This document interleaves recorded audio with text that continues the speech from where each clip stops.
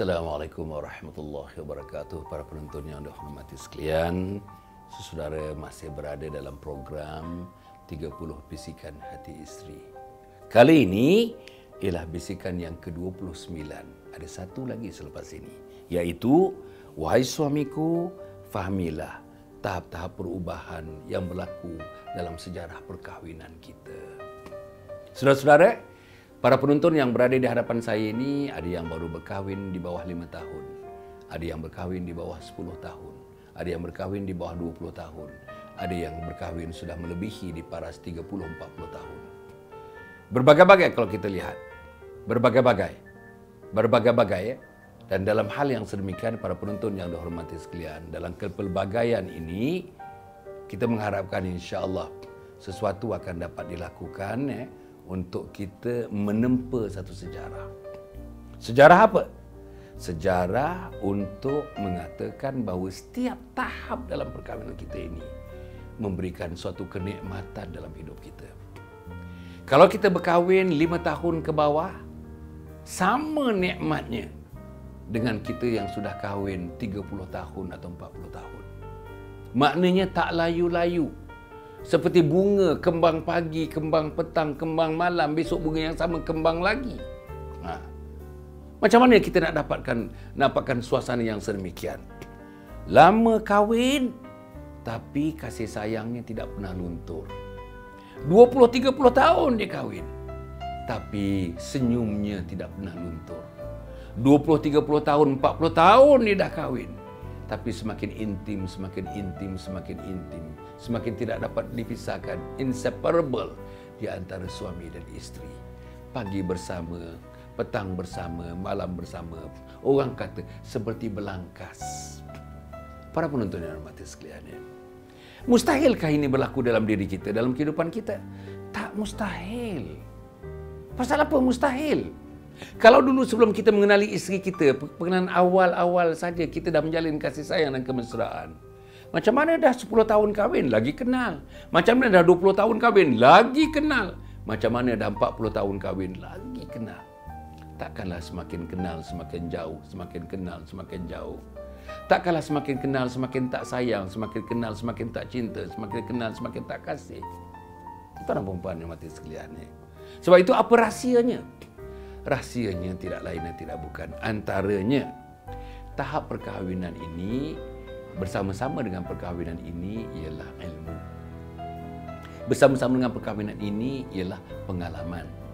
Bersama-sama dengan pengalaman ini ialah apa yang kita panggilkan dengan skills atau kemahiran. Mahir melayan suami, mahir melayan mak mertua, mahir melayan bapa mentua.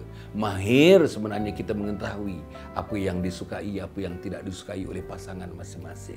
Mahir kita melihat 6 orang anak kita ni, tiap-tiap satu kita dah tahu dah dia punya, kata orang, dia punya pembawaan tiap-tiap satu dah tahu pembawaan dia macam mana. Bila kita tahu semua ini, bila kita kenal sekenal-kenalnya seluruhnya anggota keluarga kita, kan mudah untuk berkasih, mudah untuk bersayang, mudah untuk bercinta.